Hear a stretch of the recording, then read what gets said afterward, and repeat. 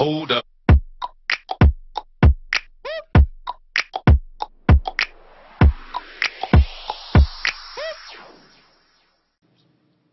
Pozdravljen, Blaž. Zdravo, Matej.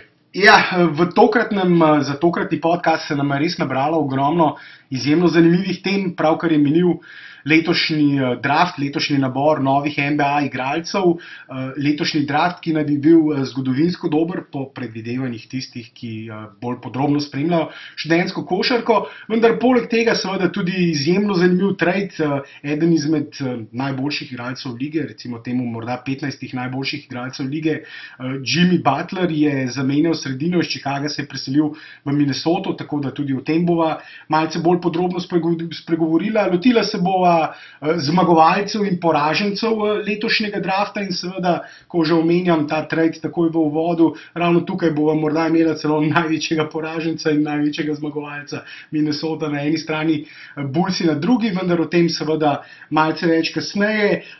Ko bova že govorila o draftu, bova seveda nekaj besed spregovorila tudi o famozni družini Ball, o Lavarju Ballu in drugemu izboru Lakersov, Lonzo Ballu, ki dviguje valove, dviga temperaturo igralcev v NBA ligi. Oče Lonza Balla je namreč z vehementnimi izjavami razburil in se že skregal z največjimi zvezdniki NBA lige in seveda od te teme se morava lotiti v tokratnem podcastu. Morda pa, Blaž, za začetek samo par besed, preden pač začneva z NBA draftom, trade in ostalim, par besed o tisti novici, ki je morda največ pozornosti izbudila ravno v naši javnosti, v slovenski javnosti, namreč prihod Anthonyja Randolpha, ki se je napovedoval že dalj časa, ki smo ga napovedovali dalj časa, namreč tudi mi. Po kuloarjih je ta novica dolgo časa krožila, bila je neka vrste javna skrivnost. Vsi smo vedeli, da je pravzaprav Randolph tisti igralec, ki zanima slovensko zvezo in predvčerajšnjim pravzaprav dokončna potrditev, da Anthony Randolph bo letos zaigral za slovensko reprezentanco na Evropskem prvenstvu, Blaž. Ja, in temu zraven je z pompozno izjavo prišel tudi Rašo Nesterović, funkcionar na KZS-ju, generalni sekretar, ki je dejal, da ima sedaj Slovenija ekipo za naskok na vrh. Sicer je za mene osebno to rahlo preveč pompozna izjava, vseeno je nekaj reprezentantov, ki so pred Slovenijo, kar se tiče kvalitete, ampak vseeno se mi zdi, da je ta dodatek Anthonyja Randolpha v slovensko reprezentanco neka nadgradnja te pozicije, teh visokih, recimo temu frontcourta, na katerem smo imeli težave, odkar je reprezentanco zaradi poškodb in vsega zapustil Erazem Lorbek. Po drugi strani pa žalostna novica, da Alena Omića, ki se razvija v izjemno dobrega centra, tokrat ne bo zraven, saj je lahko v ekipi le en naturaliziran igralec, kar dejansko v bistvu je škoda in vprašanje je sedaj, kako so na KZS-ju dejansko opravili to menjavo v narekovajih, ali so se usedli z Omićem, so se pogovorili z njim in tako naprej. Upam, da ni tam prišlo do kakšnih zamer in bomo mogoče recimo ob tem, da Randolph enkrat se odloči, da več ne bo igral za Slovenijo, da bomo vsaj imeli rezervo v Alenu Omiću, oziroma upam, da bo z leti Omić prerastel Anthonyja Randolpha. Ja, to je dobro vprašanje, namreč za koliko časa je sedaj Randolph obljubil zvestobo slovenski reprezentanci. Če bo on zaigral za Slovenijo na naslednjih recimo 2, 3, 4 reprezentančnih ciklusih, je to vsekakor odlična poteza zveze. Če pa bo recimo, tako kot si sam dejal, ta prihod Randolpha za morda samo eno prvenstvo nastal posledično potem Omića, ki je še vedno skupaj z Vidmarjem za par razredov boljši center kot karkoli drugega premore slovenska košarka. Namreč slovenska košarka ne premore boljših centrov od Vidmarja in Omića in recimo prepad potem med recimo naslednjim, ne vem, kdo bi sploh bil, Dimec mogoče, ja, je kvalitetni prepad izjemno velik. Omić je, kot sva že recimo govorila, tudi je bil v lanski sezoni med 5 najboljšimi centri najboljše Evropske lige, torej španske lige Endesa. In obenem tudi odlično igral v Evrokupu, kjer je tudi bil med najboljšimi centri. Letos v Turčiji ni dobil priložnosti, nato pa po povratku nazaj v Španijo, kjer je spet dobil priložnost, že spet pokazal zelo podobne igre kot v lanski sezoni. Zato je to vsekakor poteza, pri kateri upam, tako kot ti, da so se pogovorili z Omićem in da Omić bo še dobil priložnost nastopa v reprezentanci, čeprav v tem trenutku je seveda Randolph zagotovo boljši, precej boljši, vsaj, precej, to je taka... Treba je tukaj tudi vedeti, da v bistvu sta ona... Bolj primerni, lahko igra na štirki. Tako, ja, lahko igra na štirki in petki, medtem ko je Omić izključno samo center in... Ne more zadeti trojke, predvsem to je prednost pri Randolphu. Randolph lahko zadane, je za svojo višino, visoke 210-211 cm, torej enako visok kot Vidmar, je predvsem zelo koristen zaradi tega, ker lahko zadane trojko, s tem povleče nasprotnega visokega igralca iz rakete.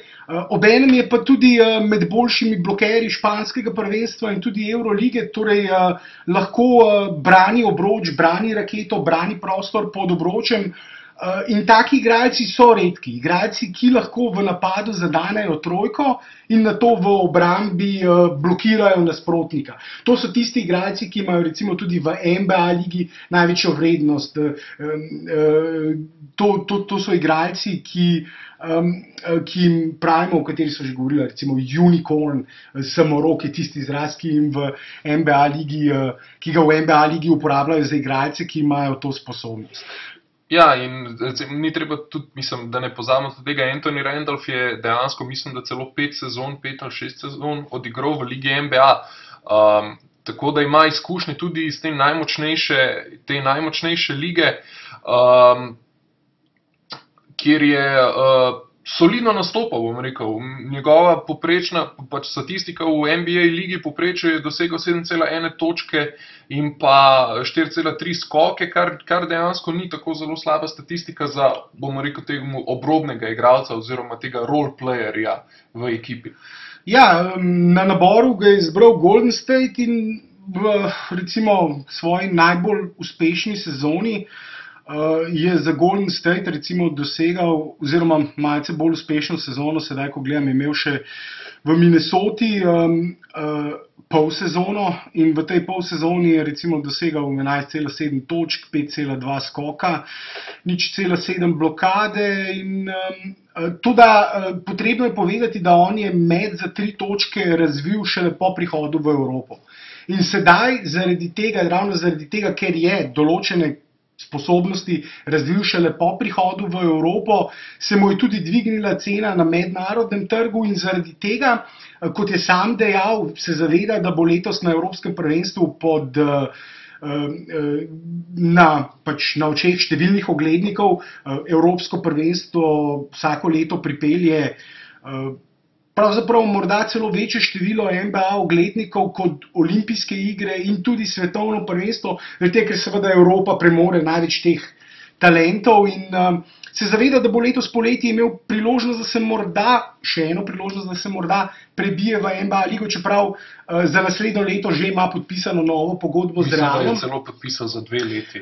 1+1,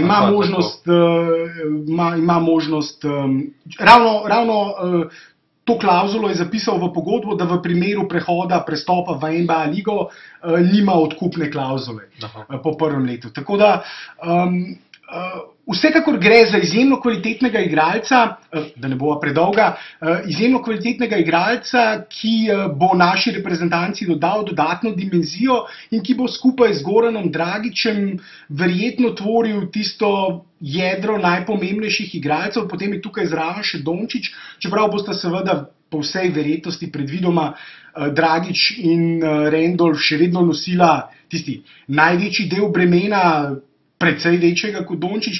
Dončić bo pa tisti sekundarni playmaker, ki ga nasprotne obrambe tudi ne bodo smele pustiti samega in ki bo lahko predvsem v prvi peterki z Goranom pomagal pri organizaciji napada. Ko bodo Gorana podvajali, bo lahko organizacijo napada prepustil Luki in obratno seveda, čeprav bodo seveda predvidoma Gorana precej več podvajali kot Luko.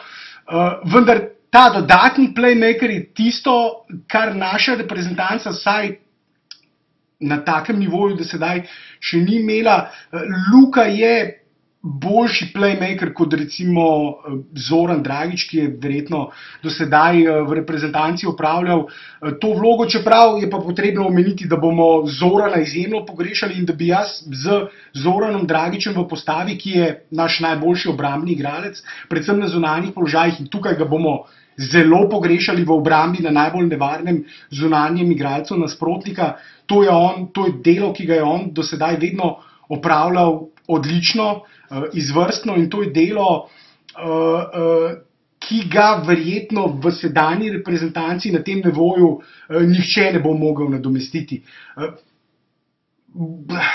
Morda Blažič je takšen specialist za obrambo, ampak na takem nivoju, kot je to upravljal Zoran Dragić, in potem na drugi strani dejansko došel ogromno energije v napadu, mislim, da takega igralca. Za Blažičem je slabša sezona tudi v Španiji, kjer sem opazil, da je potem, ko je izgubil določeno vlogo v napadu, tudi v obrambi začel igrati malce bolj površno, vsaj na tekmah, ki sem jih jaz videl, vendar zagotovo se strinjava tukaj, se oba strinjava, da adekvatne, primerne menjave za Zorana Dragića v obrambi nimamo, in Zoranom bi se jaz upal Slovenijo umestiti med resne kandidate za medaljo, za vsaj bronasto medaljo. Brez Zorana Dragića pa še vedno mislim, da sodimo v ta širši krog favoritov, recimo v tisto skupino reprezentant takoj za tistimi glavnimi favoriti, ki še vedno ostajajo Španija, Francija in Srbija. Potem pa pride skupina reprezentant z Grčija, Turčija, tudi Slovenija, Litva gre v neko pomladitev, zaradi tega jih jaz ne bi več umeščal med te glavne kandidate. Ja, ampak moraš vedeti, da Litva je vedno presenetila. Takrat, ko so vsi odpisali, so oni najbolj presenetili. Vsekakor, vendar recimo, da bi jaz letos Srbijo, Španijo in Francijo dal med te prvokategornike, potem pa naslednjih skupina 4 ali 5 reprezentanc, kamor sodi pa tudi Slovenija, v to skupino bi pa namreč tudi Litvo dal. In zagotovo sodimo v ta širši krog kandidatov in imamo tudi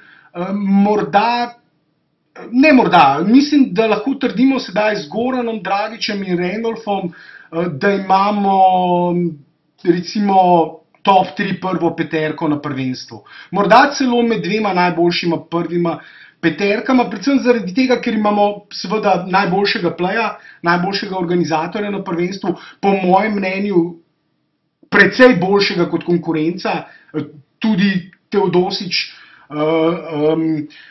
Tako da imamo igralca na položaju organizatorja, ki je sposoben odigrati kot MVP prvenstva, in mislim, da v tem primeru bomo seveda še resnejši kandidati za medaljo, če bo Goran Dragić odigral na nivoju MVP-ja prvenstva. Imamo Antonija Randolfa, ki lahko kandidira za najboljšo štirko prvenstva, za najboljšega krilnega centra prvenstva, morda tudi petko. Zdaj, seveda, vprašanje je, kako ga bomo v reprezentanci uporabili, namreč visoke 200, enako visoke kot Vidmar. Ni tako močan kot Vidmar, tako da recimo s kakšnimi močnejšimi, težjimi centri se malce teže kosa in v tem primeru je seveda bolj primeren za igro na položaju krilnega centra. Vendar v določenih small ball postavah, torej različicah, kjer igramo 4 zunanjimi igralci in potem enim visokim igralcem pod košem, bi pa lahko bil to izjemno nevaren napad, in z Randolfom na centru bi Slovenija in recimo potem morda z Edom Murićem na štirki, tako kot v lanskih kvalifikacijah, Dončićem na trojki, Dragićem na enki, zdaj dvojka je tukaj še tudi vprašanje, ali bo Dončić igral na dvojki ali trojki, predvsem to mislim, da bo zagotovo začenjal v prvi peterki. Ti nisi tako prepričan, če se ne motim, Blaž? Ja, nisem čisto ziher, ampak bomo videli. Dejansko imamo vrhunskega strokovnjaka v Kokoškovu, ki bo sigurno našel optimalno rešitev za v bistvu to našo prvo peterko in za pravilno razporeditev minutaže, oziroma da bo ekipo pripravil tako, da bo najbolje lahko škodovala nasprotniku. Kar se tiče napada, imamo sedaj resnično eno izmed najboljših prvih peterk na prvenstvu. Ja, to mislim, da lahko trdimo. Kombinacija Dragić, Dončić, Randolph, Dončić, Randolph, pick and roll je igran že iz Reala in je fantastično funkcioniral. Mislim, da sem gledal na SportView statistiki, ki je malce bolj limitirana za evropsko košarko in je res. Me moti to, da ni tako veliko podatkov dosegljivih kot za NBA košarko, ko sem gledal določene številke, ampak zagotovo je bil pick and roll Dončić-Dragić, ni sama frekvenca igranja tega pick and rolla ni bila tako visoka, ni bila recimo med prvimi 10 v Euroligi, vendar pa je bila med bolj uspešnimi kljub temu.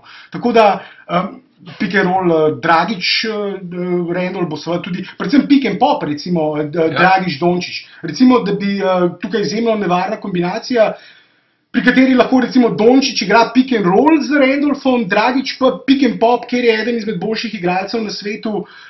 Ravno recimo zaradi pick and popa s Frajem par sezon nazaj je bil Dragić in Fraj sta bila celo najboljši pick and roll NBA lige.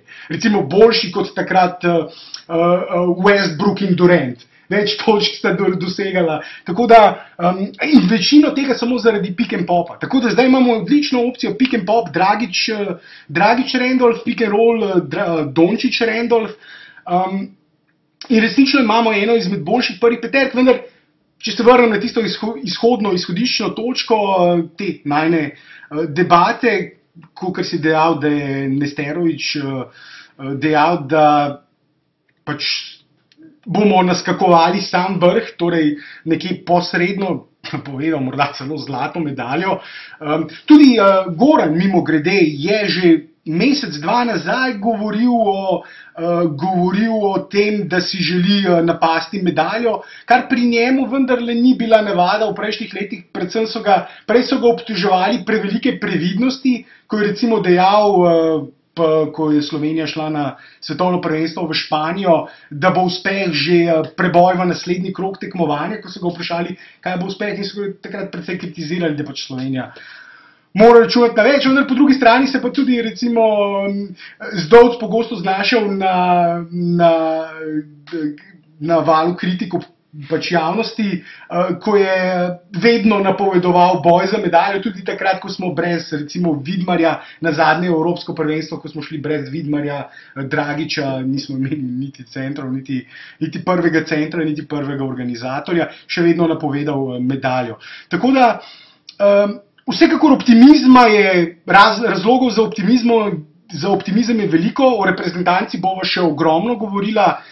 Kot sva že prejšnji teden napovedala, skozi celoten avgust bova snemala vodič, reprezentančni vodič, košarkarski reprezentančni vodič, ki bo ponudil vse informacije o igrah naše reprezentance in tudi potem skozi prvenstvo seveda bova delala analize, video, bloge in se bova trudila, da bova vam ponudila najboljše analize iger naše reprezentance. Tako, predlagam en kratek intermezzo in potem se vračava z Ligo NBA.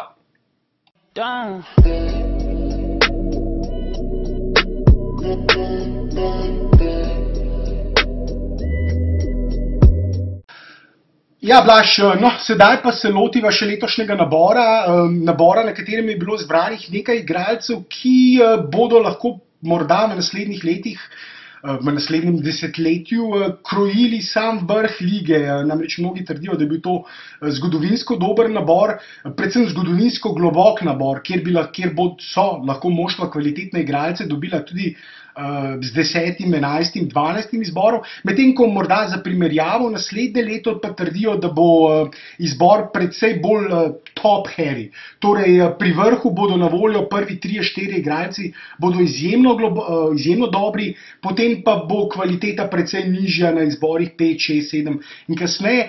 In morda za začetek samo pogledava tistih prvih 5 izborov najbolj renomiranih igralcev, vsaj v študentski košarki in predtem v srednje šolski košarki. In Filadelfija je še pred samim začetkom nabora pred dnevi izpeljala menjavo z Bostonom in svoj tretji letošnji pik zamenjala za prvi pik. V zameno pa je Boston, ki je letos imel možnost prvega izbora, dobil seveda Filadelfiji tretji izbor in še en izbor v prvem krogu. To pa bo ali naslednje leto izbor Lakersov, v primeru, če bodo Lakersi izbirali med položaji 2 in 5, ali pa izbor Sacramenta v letu 2019.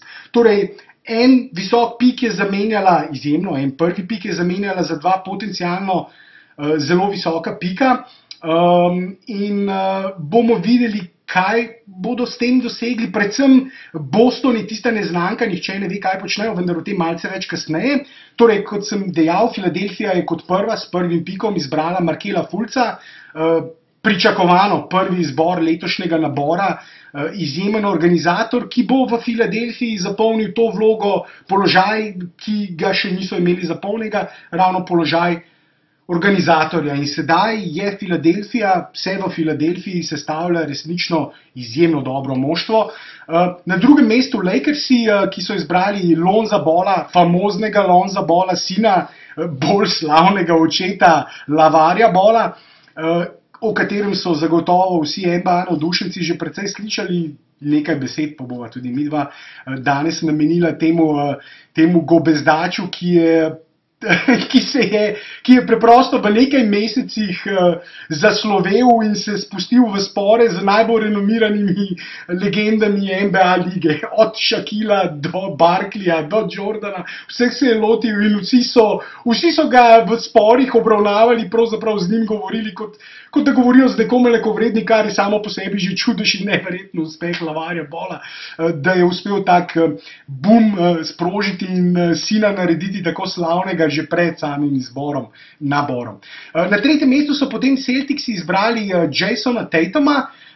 Malce presenetljiv izbor, namreč mnogi so pričakovali, da bo kot tretji izbran Josh Jackson, vendar Josh Jackson, to pa je tudi zanimivo, je povsem v pripravljalnem obdobju pred naborom povsem ignoriral Boston Celticse, ni hotel na preizkusni trening, k njim ni opravil z njimi nobenih pogovorov in potem za nameček, še ko se je generalni direktor Celticsov odpravil v Sacramento, odletel iz Bostona v Sacramento, da bi si tam ogledal Josha Jacksona na dogovorjenem treningu, je Jackson, medtem ko je celotno vodstvo, ne samo Ainge, celotno vodstvo Bostona v zraku letelo v Sacramento, je v tem času odpovedal ta trening, tako da ko je Ainge priletel v Sacramento, je dobil novico, da je trening odpovedan in vse, kar je lahko naredil, je najel naslednji let nazaj v Boston in že spet letel, seveda to je pa iz ene obale, z Združenih držav na drugo, dolg let in seveda zaradi tega je tudi besni Ainge na tiskovni konferenci vse to povedal in pojasnil, da so zato vzeli Jasona Tatuma. Josha Jacksona so pa kot četrti izbrali Phoenix Suns in ta poteza Josha Jacksona je bila namreč zelo taktična. Zakaj? Boston v zadnjih letih ima kupico izjemno visokih izborov, si je nabral. Vsako leto izberejo novega igralca na naboru. Lansko leto so kot tretjega izbrali Jelena Browna, krilo, prav tako kot Josha Jacksona, obenem imajo na krilu še Crowderja.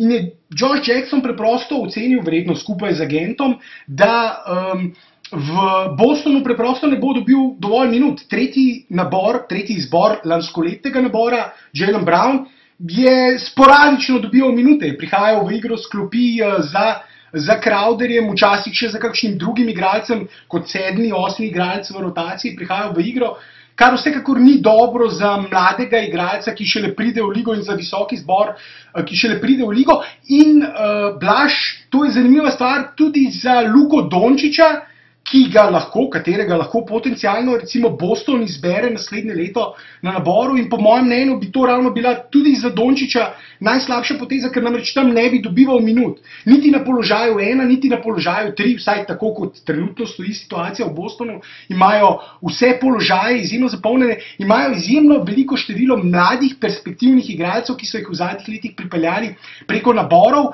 in veliko število pikov za izbor na draftu, in so v idealni poziciji, da izpeljejo kakšno menjavo.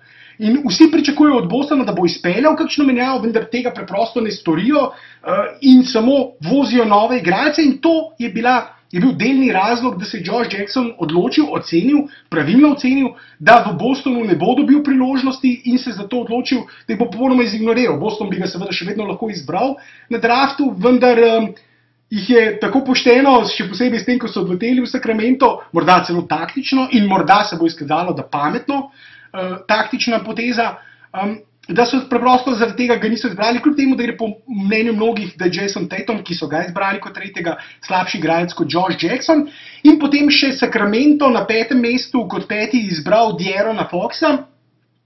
Sacramento, ki je po mnenju mnogih eden izmed zmagovalcev letošnjega nabora, namreč izbral je igralce, najboljše možne igralce, ki so jih lahko dobili na pozicijah, na katerih so izbirali, igralce z največjim, kot pravijo Američani, upsideom, najbolj perspektivne igralce, ki imajo možnost do naknadnega razvoja, še dolga leta se lahko razvijajo, namreč obstaja možnost, imajo to možnost. In Sacramento je pa poleg tega še svoj letošnji, imel namreč 2 izbora preko, zaradi trada DeMarcusa Cousinsa so dobili še izbor Pelikanov, in je ta izbor Pelikanov, ki je bil, mislim, da 10., če se ne motim, zamenjali za 2 nižja izbora, za 15. in 20., če se ne motim, in tudi na teh pozicijah dobili že spet tiste igralce, za kateri mnogi menijo, da so highest upside igralci, torej največjim potencialom. Največjim potencialom, tako, ja. Trenutno še niso dovolj dobri, ampak imajo največji potencial. Ni dovolj dober, no, pač niso tako dobri kot recimo v tem trenutku Lonzo Ball, Markelle Fultz, ampak imajo zelo visok potencial, lahko postanejo boljši.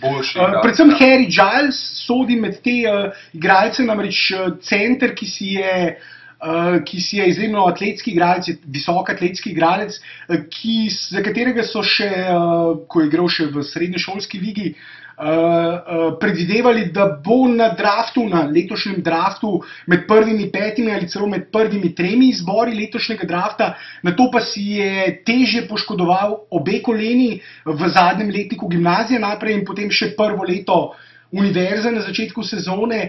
In zaradi tega je imel tudi potem slabšo sezono na univerzi in seveda nižje kotiral na naboru in bil tudi posledično nižje izbran. Vendar eden izmed igralcev, za katerega so mnogi menili, recimo, da bi ga znali morda celo vzeti, da bi ga znal Miami izbrati kot 14. Na koncu je bil seveda izbran 20. Vendar ima velik potencial. Vendar morda za začetek, Blaž, ti kot Chicago fan, kot fan Chicaga, začneva ravno s tistim, preden se malce bolj podrobno lotiva teh izborov na naboru, vsaj nekaterih, začneva pač to menjavo, ki sta jo še pred samim draftom, par ur pred samim draftom, izpeljala Chicago in Minnesota, v kateri je Thibodeau, bivši trener Chicaga, se dodobra maščeval zato, ker so ga odpustili Garpaxu, tej kombinaciji generalnega direktorja in predsednika moštva, ki sta ga odpustila, se je sedaj s tole menjavo, s katero je dobesedno oropal svoje nekdanje moštvo, dodobra maščeval. Kaj praviš, Blaž, ti kot navijač Chicaga? Ja, v bistvu, če povem po pravici, Chicago je že par let nazaj povsem zgubil kompas. Sicer menjava mogoče na papirju ne deluje tako zelo slaba za Chicago, kajti dobili so za Butlerja, so vsem dobili Zeka Levina in pa Chrisa Dana kot pač dva perspektivna branilca in pa še potem seveda 7. izbor na draftu. Ampak je problem, da potem, ko pogledamo, koga so oni izbrali na draftu kot 7., se verjetno marsikdo vprašal, kdo hudiča sploh je to. In tudi osebno se imam za kar dobrega poznavalca evropske košarke, za tega Finca nisem še nikoli slišal, sem dejansko moral googlati kar precej, da sem ga našel. In primerjava tega Finca, se pravi Lauri Markkanen, je v bistvu naj bi bil podoben Channingu Fryu, ki pa vemo, da sicer je soliden igralec, ampak ni pa to igralec, okoli katerega bi ti gradil ekipo. Oziroma to je bolj pač ta epizodni igralec, kot jih ti rad imenuješ, ta role player, ki je pač dobra okrepitev za pač prihod iz klopi, ki doda neko dodatno dimenzijo z klopi, ampak da bi bil pa to res nek velik potencial, pa verjetno niti ne preveč. Ne? In hkrati, kar je pa v bistvu še največja finta pri vsemu temu, je bila pa to, da je Chicago poleg Butlerja v Minnesoto poslal še svoj 16. pik, kar je pa v bistvu dejansko na koncu Minnesoto v tem tradu naredilo čistega zmagovalca. Dejansko v bistvu je tukaj ravno potem še zaradi tega pika na koncu Chicago že tako v bistvu naredil narekovaj slabo menjavo, kajti verjetno za Butlerja bi lahko dobil še kaj več.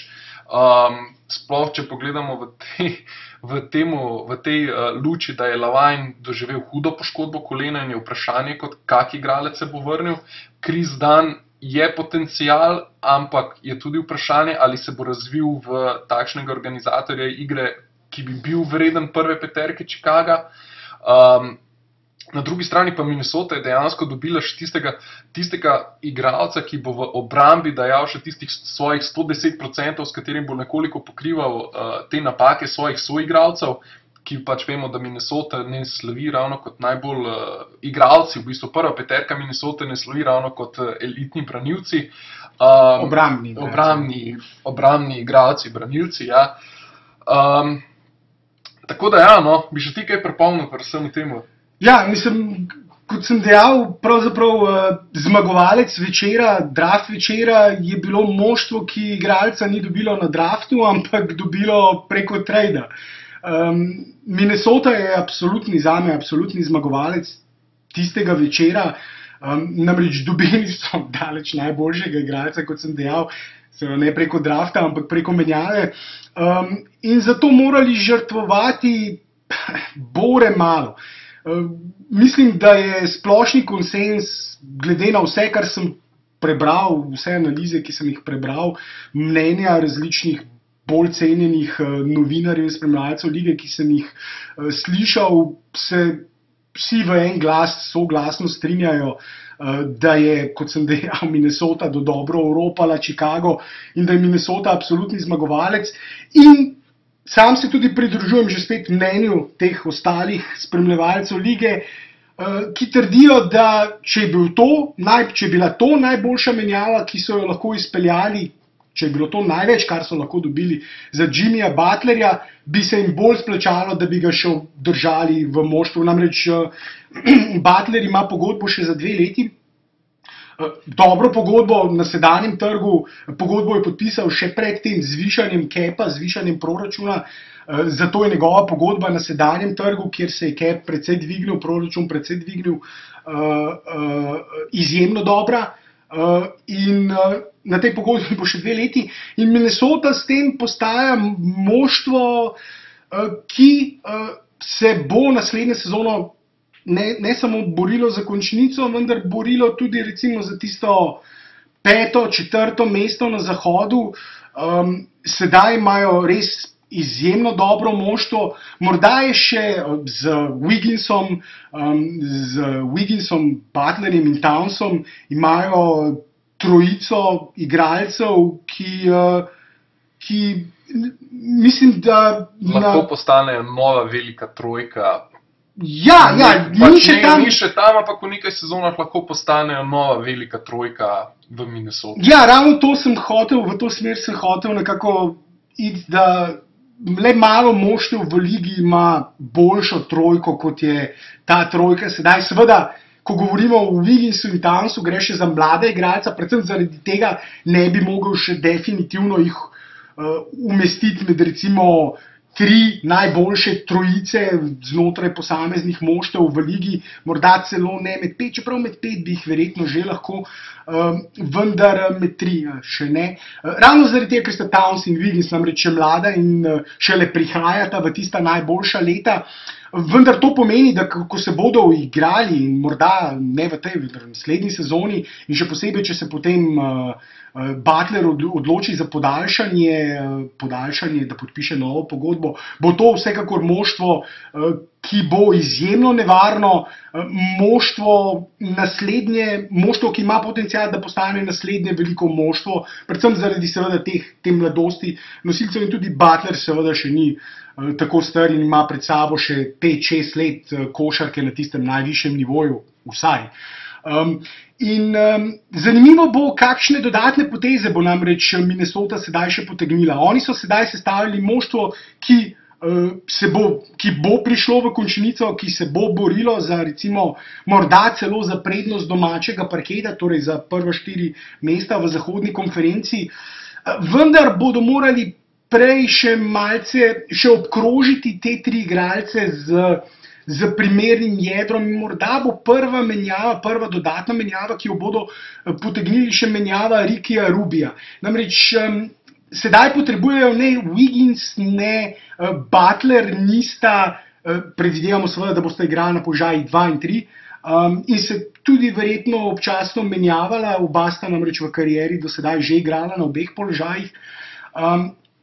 In bosta zaradi tega izjemno nevarna, ker bosta lahko ves čas ustvarjala mismeče v obrambi, ustvarjala zmedo v nasprotnikovi obrambi z menjavanjem položajev.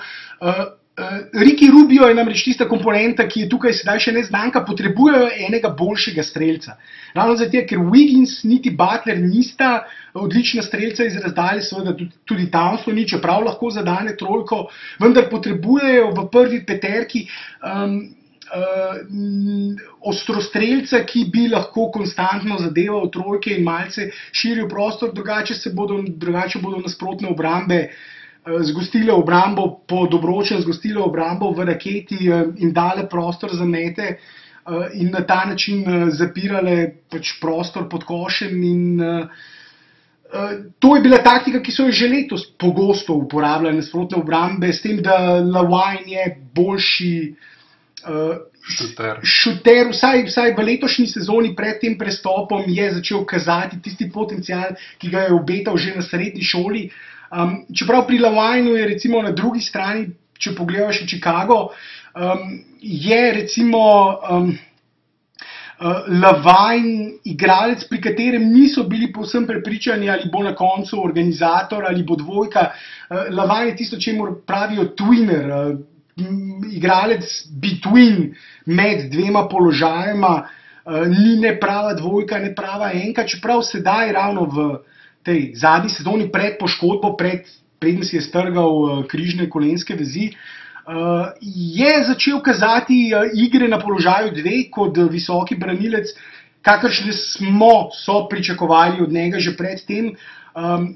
Zadeval blizu 40% metov trojke tudi iz igre, malce bolj učinkovito začel metati, v primerjavi predvsem bolj učinkovito od svoje prve sezone. Vendar, kot si sam dejal, gre za težko poškodbo in gre za igralca, ki se zanaša na svoj atleticizem, ki se zanaša na svoje atletske sposobnosti. Vsaj do sedaj je ravno do priložnosti za met ustvarjal predvsem s svojimi atletskimi sposobnostmi in ne ravno s kakšno briljantno tehniko. Samo če pogledamo v Chicago igralca, ki se je na podoben način zanašal na svoje atletske sposobnosti, Derrick Rose. Po poškodbi ni bil več to isti igralec. Je določena smernica, določen pokazatelj, določeno opozorilo, vsekakor to je. Po eni strani seveda Lavin, pravzaprav več čas govorijo Lavin, sam sem slišal, da izgovarja svoje ime Lavin, ampak dobro. Mislim, da ga ne bo zmotilo, če mi dva na enem mehnem slovenskem podcastu rečeva Lavin. Vendar Lavin je igralec, ki bo morda je dovolj mlad, da lahko še okreva, vendar po drugi strani tudi Rozova poškodba se je zgodila, pripetila, ko je bil relativno mlajši. Tako da nihče ne ve, kako bo okreval. In ravno ta neznanka je tisto, ko menjaš takega igralca, kot je Jimmy Butler. Zanj seveda pričakuješ v menjavo, moraš dobiti nazaj neko zagotovilo, moraš dobiti nekega igralca, ki ga boš lahko dal vrsto in ki ti bo takoj začel prispevati določene točke, ali pa vsaj, ki je izjemno perspektiven.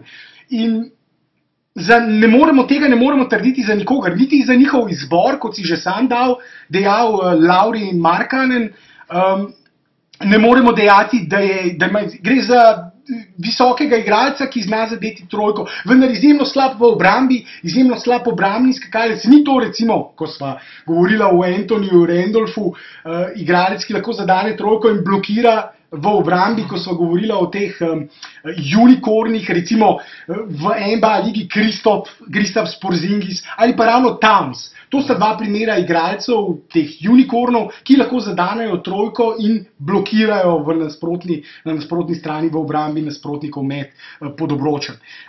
To Markkanen ni. Markkanen je samo visok strelec in kot si sam dejal, Channing Frye. Visoki igralec, primerjava recimo z igralcem, visoki igralec z lepim, hitrim metom, natančnim metom za tri, zagotovo bo lahko deloval kot igralec, ki širi prostor, vendar na nasprotni strani, če se ga želiš znebiti, če ga želiš dati iz igre, če te bo recimo redno kaznoval s trojkami in se ga želiš znebiti iz igre, samo pick and roll gledaš, da ga boš na nasprotni strani, ko igraš v napadu, da njega vključiš v pick and roll v obrambi, oziroma z njegovim igralcem igraš pick and roll. Njegov igralec pride postavil tebi blok in pride do switcha in če on switcha nate, se boš sprehodil do obroča ali pa brez problema vrgel čez njega. In obenem seveda tudi ni dober skakalec, ne v obrambi, ne v napadu. Je dober strelec, je visok, dober strelec in to je vse, kar je. In takega igralca verjetno ne greš izbrati kot sedmega. Ja, mislim, sploh na tem draftu. Drugo bi bilo recimo draft naslednje leto, kot si ti rekel, top heavy. Ja. Bi bil to soliden izbor, ampak letos, ko je bil draft dejansko globok, so bile boljše opcije. Še posebej glede na to, da so Bullsi tradali že med sezono Douga McDermotta, ki je bil prav tako, recimo, dobro, malce nižji, ampak še vedno krilo, za katerega so predvidevali, da bo širil prostor, da bo metal, da bo tisti volume shooter iz trojke. Zato so zdaj pripeljali izjemno podobnega igralca. Pravzaprav Doug McDermott bi bil morda letos še boljša opcija, oziroma bi bil naslednjo sezono boljša opcija, kot verjetno bo Lauri Markkanen. Ja, predvsem zaradi tega, ker recimo že Doug McDermott je bil, ko je igral na koledžu, je on imel, se spomnim prav številke, da je imel, ko je imel contestant shot, se pravi, ko je nekdo skočil pred njega, ko je metal trojko, je zadeval 60%. In tudi zaradi tega ga je Chicago takrat izbral kot tega šuterja, ki naj bi šuteral v serijah, in na koncu dejansko ti ga zamenjaš in pripeljaš slabšega igralca preko drafta. Enostavno mislim, da tudi navijači, ki še bolj spremljajo Chicago kot sam, enostavno več ne vejo, kaj se dogaja v front officeu. To je bil pravzaprav drugi slab trade, drugi porazen trade v letošnji sezoni. In še eno stvar, ki sem jo nekje zasledil na enem forumu od Chicaga, je, da naj bi Butler, ko je imel nekaj tednov nazaj sestanek z generalnim direktorjem in predsednikom kluba, dobil zagotovilo, da bo naslednjo sezono igral v Chicagu. In da je dejansko v bistvu ta novica, da so ga menjali, presenetila tako njega, predvsem pa navijače. In Jimmy Butler je med drugim tudi sodeloval na teh treningih, na teh preizkušnjah mladih igralcev, o kateri so že nekaj govorila, je sodeloval, preizkušal te nove mlade igralce, bil aktivno vključen v ta proces in na koncu ga v bistvu ni. Ja, Jimmy Butler je bil med tem, ko so ga tradali v Minnesoto, je bil v Parizu skupaj z Dwaynom Wadeom. Dwayne Wade je pa še ena, mislim, med sezono sva midva posnela podcast, kjer sva podrobno razdelala vse neumnosti in bedarije, ki jih počnejo v Chicagu, vse napake, ki so jih storili. Že na začetku sezone sva se za glavo držala ob njihovi potezi, ko so pripeljali Wadea in ga združili z Butlerjem in Rondom. 3 igralce, ki nimajo meta za 3 točke. Ko si ravno omenil Ronda, sedaj prišla ven novica, da naj bi Chicago razmišljal o tem, da bi v bistvu odpustili Ronda in ga pripeljali nazaj z nižjo pogodbo. Ja, to opcijo, mislim, da imajo opcijo klavzulo v pogodbi, ki daje moštvu možnost, da prekine z njim pogodbo. Mislim, da je podpisal 1+1 pogodbo. Ne, finte v tem, da njemu so pogodbo za to sezono že podaljšali, ampak zdaj bi ga oni radi dali na waiver, bi ga radi waiver in potem pripeljali nazaj z nižjo pogodbo.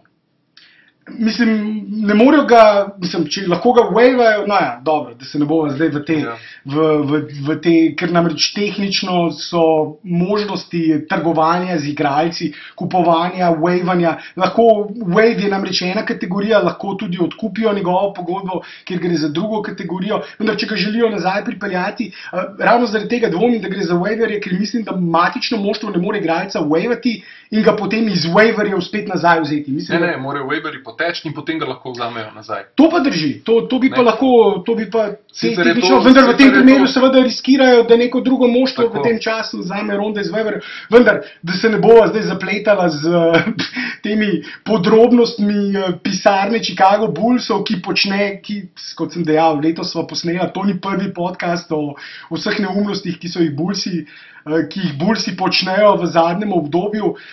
To je bila namreč samo tista zadnja, tista pika na i, češnja na torti, ali kako bi temu rekel, gromozanska češnja, seveda z Jimmyjem Butlerjem, ker so zamenjali igralca, za katerega so vsi predvidevali, da bo postal sedaj obraz njihove franšize, potem ko so Derricka Rosea lansko sezono dokončno poslali stran, dokončno rekli, dobro, Derrick Rose, hometown boy, za katerega so predvidevali, da bo naslednji Michael Jordan po tisti MVP sezoni. Potem pa seveda, čeprav tisto MVP sezono bi moral biti LeBron James MVP, pa še 2 ali 3 igralci so bili precej boljši. Derrick Rose je bil eden izmed najbolj nezaslužnih MVP-jev v moderni dobi košarke, oziroma po mojem mnenju sedaj tako odkimavaš z glavo, da mene kar malce piha. Vendar mislim, da je to skoraj, da ni sporno. Nekateri bi sicer to trdili za tisti MVP naslov Nasha, ko bi ga moral dobiti Shaq, drugi MVP naslov, vendar Nash ti ga je zaslužil, Rose pa ne. Mimo grede, jaz sem navijač Sunsov, Blaž pa Chicaga.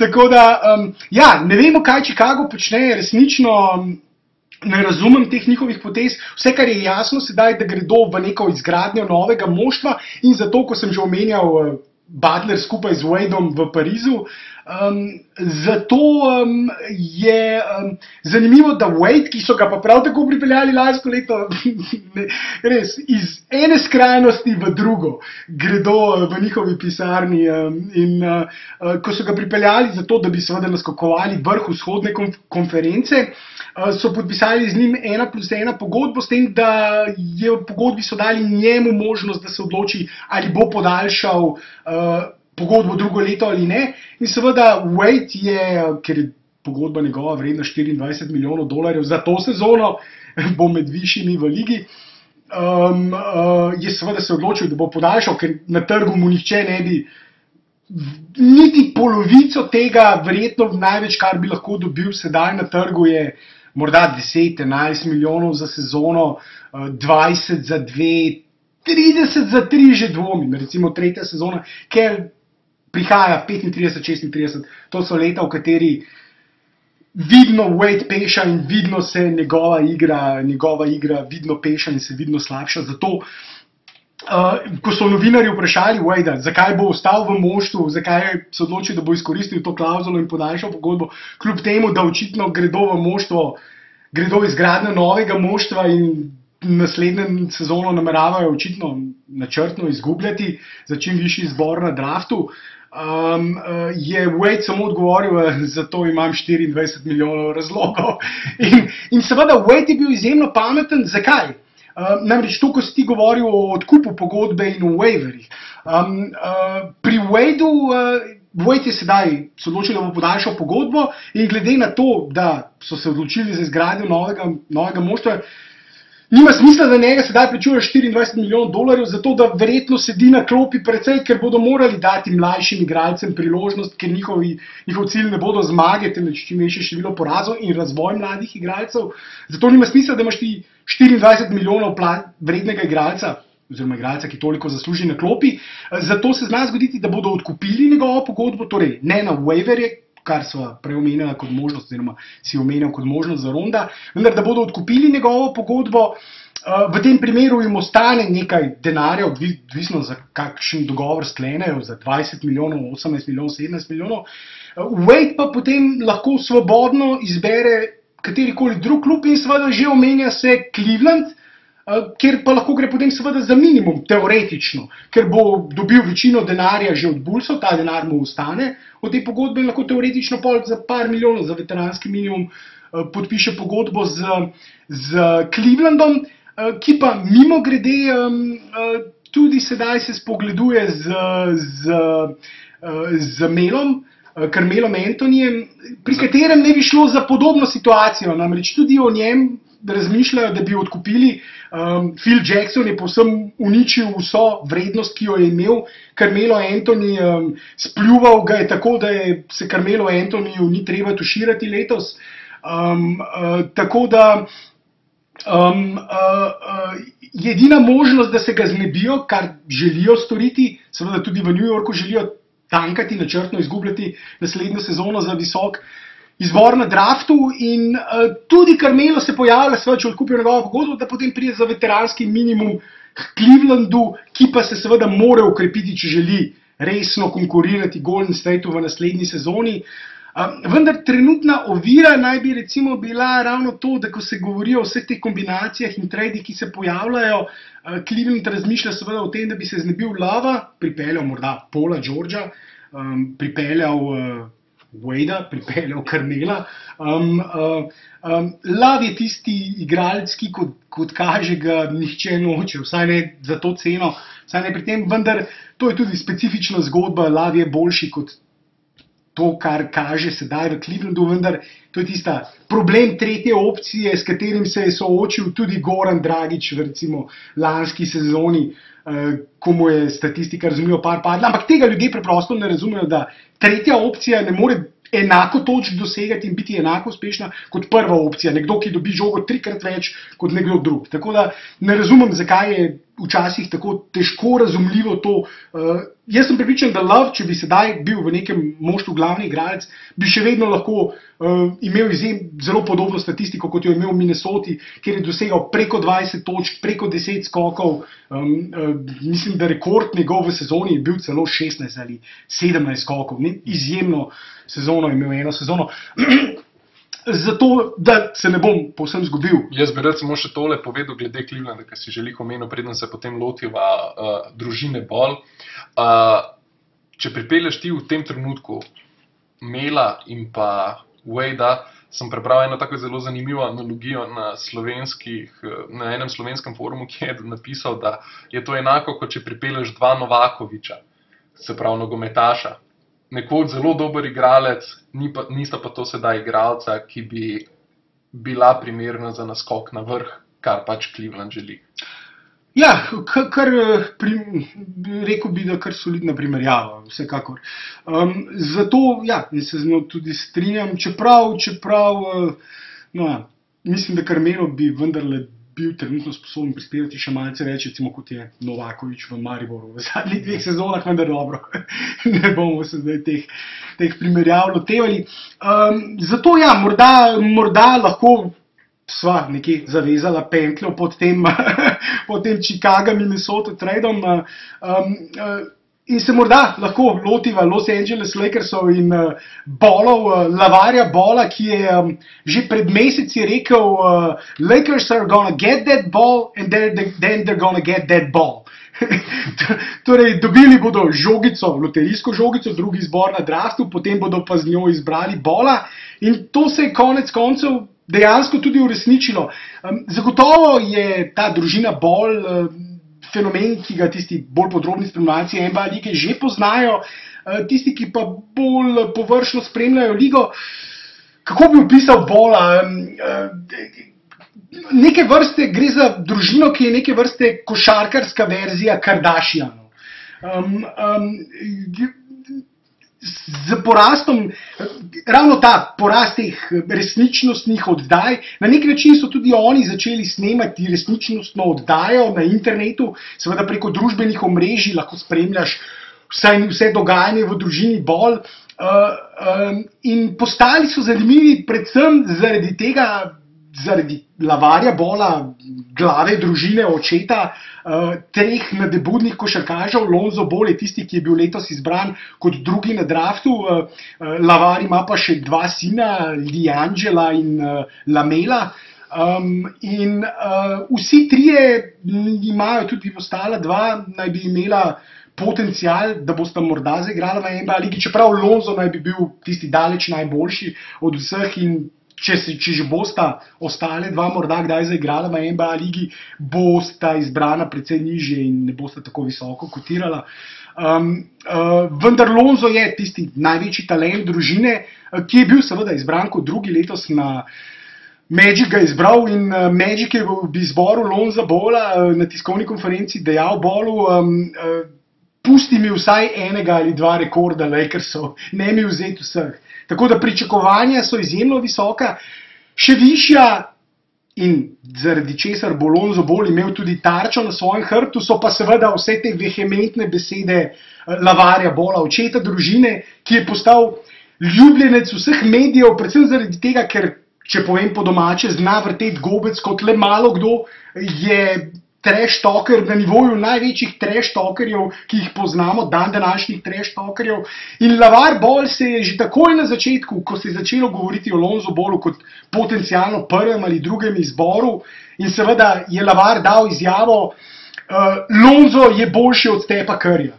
Lonzo, ko bo prišel prvo sezono, bo boljši od Stepa Curryja, že zdaj je boljši od Stepa Curryja, in če date Stepa Curryja v ekipo UCLA, se pravi univerzitetno ekipo, kjer je igral Lonzo Ball, ne bi nič naredil, če pa date Lonza Balla na Golden State Warriors, bi pa, samo ljudje bi se čudili, bi bil isto dober, bi bil MVP kandidat.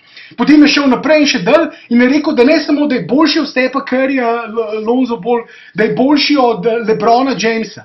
In seveda, več je govoril, več so ga poslušali in več, ko so ga poslušali, bolj noro govoril in je šel še dal in je rekel, ne samo to. Jaz bi premagal Michaela Jordana 1-1, kadarkoli, v easy. Michael Jordan nima mase, jaz samo pod koš s hrbtom grem pa mu dam v easy koš.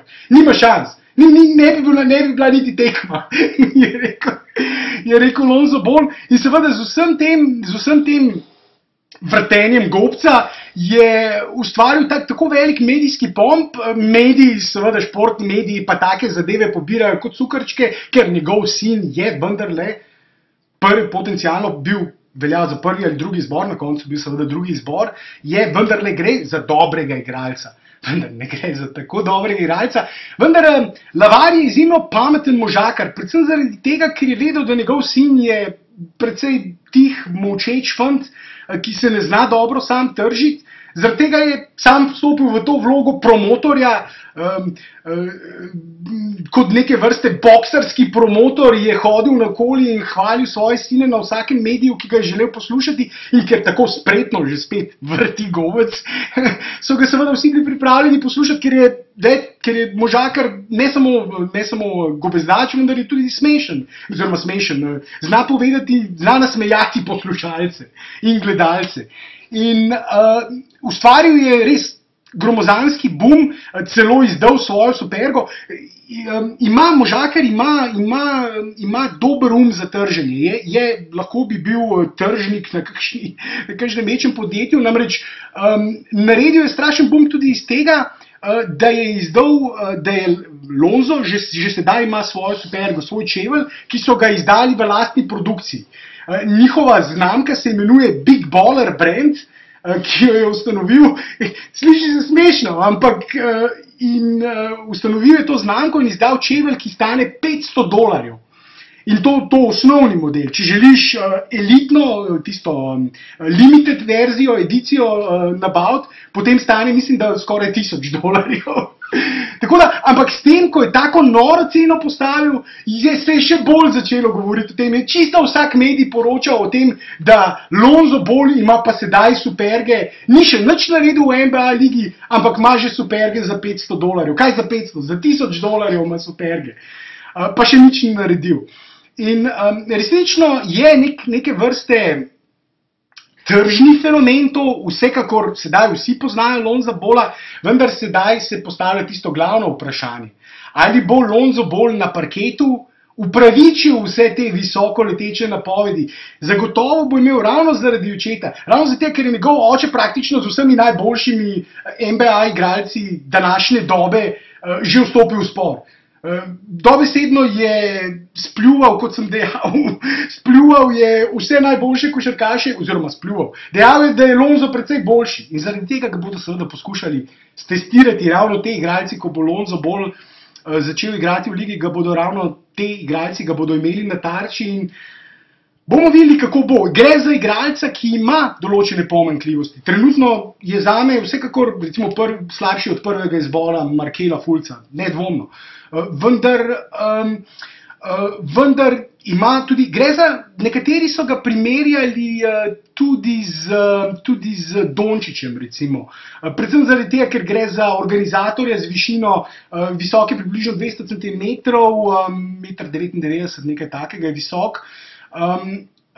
In gre za organizatorja z višino, z izjemnim pregledom, izjemen podajalec, še posebej v tranziciji je resnično izjemen podajalec, malce slabši, njegov met je problematičen. Njegov met je katastrofalen, mislim, ni katastrofalen, ampak njegova tehnika meta je, kdor tisto vidi, se najprej zgrozi, ampak enostavno deluje. Ja, to je tisto, kar je treba najprej povedati, preden poveš, da je seveda tehnično njegov met povsem polomljen in iz tehničnega aspekta povsem nepravilen met, izjemno nizek izmet ima. Podobno recimo kot Marion nekoč. Podobno kot Marion nekoč, čeprav Marion je imel še nižji izmet, vendar ima polomljen met, vendar ki pade notri.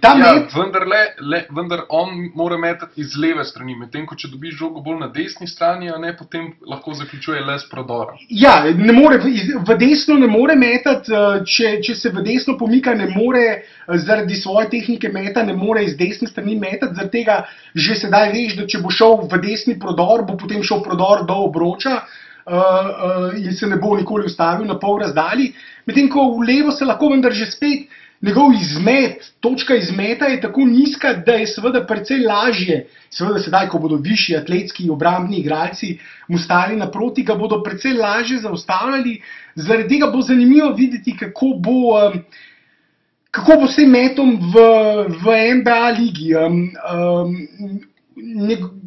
To vsekakor jaz si ne bi z gotovostjo upal trditi, tako kot Magic seveda trdi, da bo res postal tista zvezda, tisti prvi igralec Lakersov, ki bo rušil Magicove rekorde.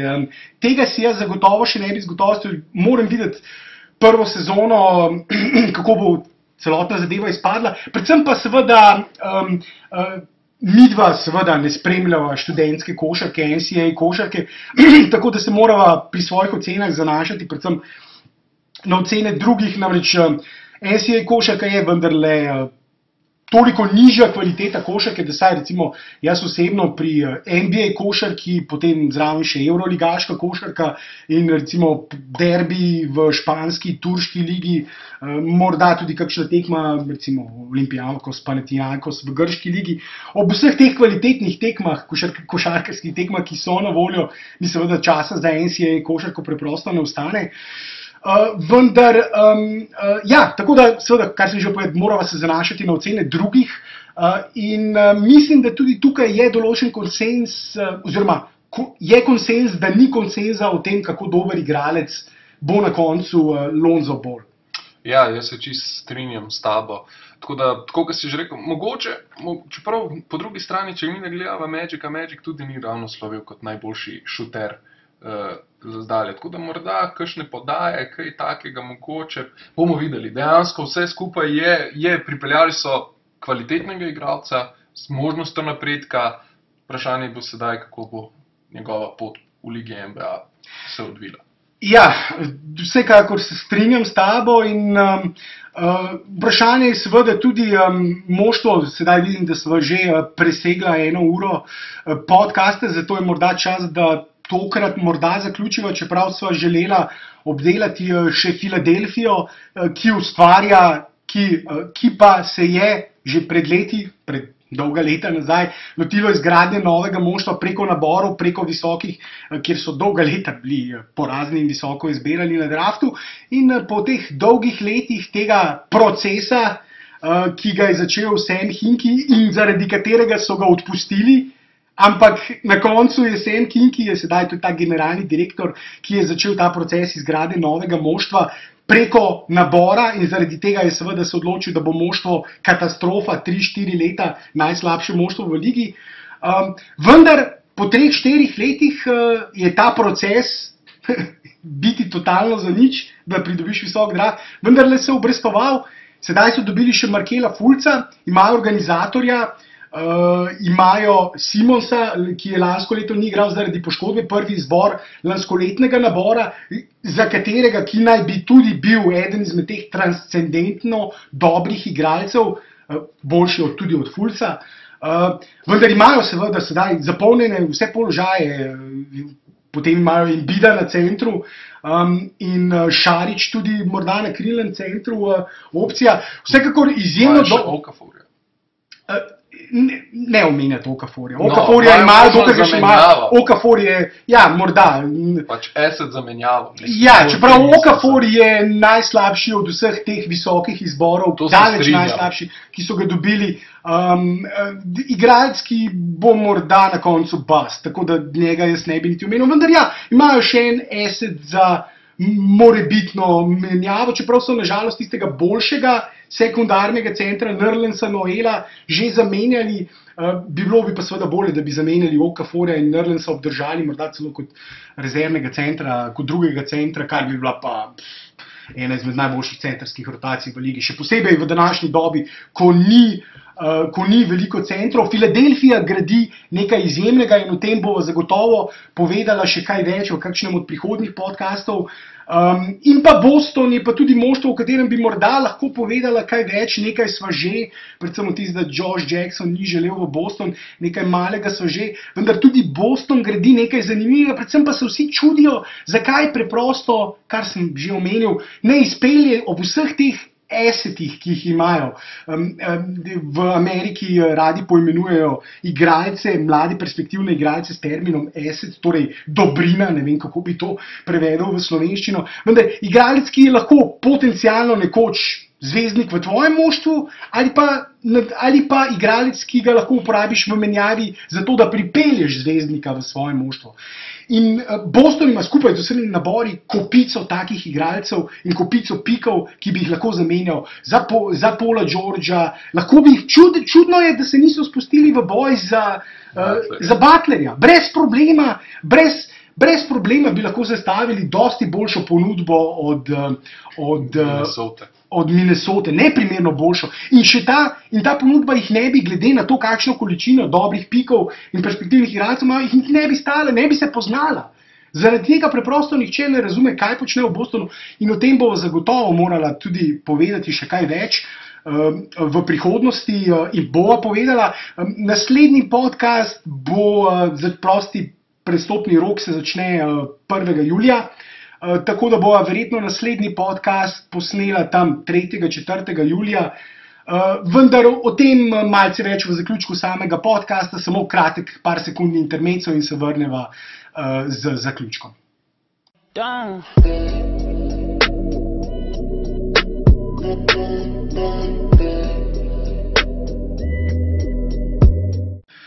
Ja, Blaž, kot sem dejal, naslednji podcast v začetku julija in takrat bo verjetno tudi posvetila nekaj več besed Filadelfiji in Bostonu.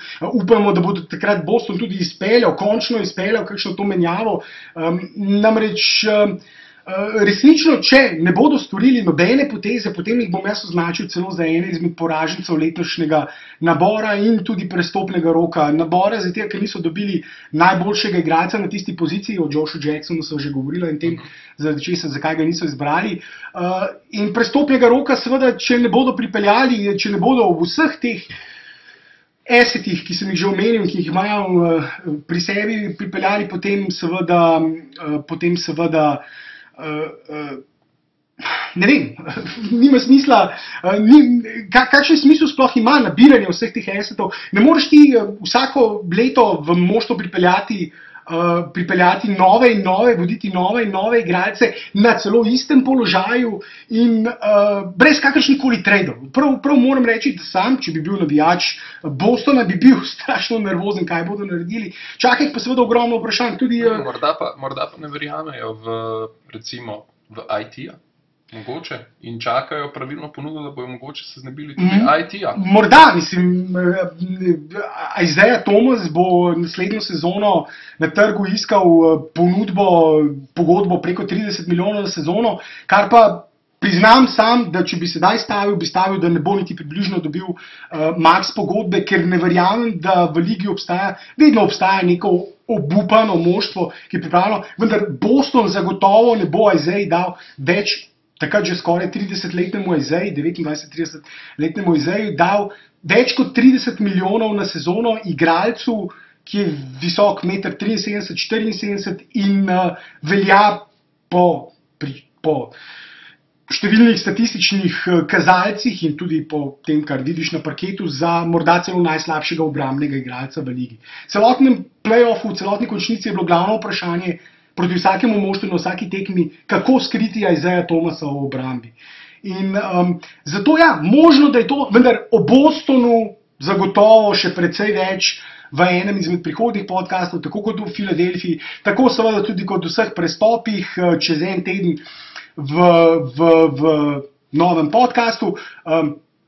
Med pritožbami so nam omenili, da prevečkrat omenim besedo podcast. Sedaj sem jo pravkar se ujel, da sem jo danes tudi omenil že precej, ker jo bom še zadnjič podcast. Zato kje naj jo lahko Blaž dosežejo? Ja, pišite nama na NBA Slovenija na Facebooku in pa na Twitterju sportinfo.si. Pa seveda tudi obiščite najino spletno stran sportinfo.si. Trudva se, da sva čim bolj ažurna, sicer včasih to ne gre zaradi različnih dejavnikov, ampak trenutno sva malce bolj aktivna na Facebooku, vendar stran bo z jeseni tudi bolj aktivno zaživela.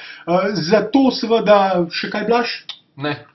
To je vse za tokrat. Vsem želiva lep pozdrav do naslednjič. Uživajte ob spremljanju športa ali pa igranju košarke, zadenite vsaj 10 trojk.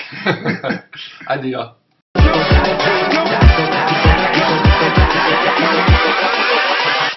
Hold up.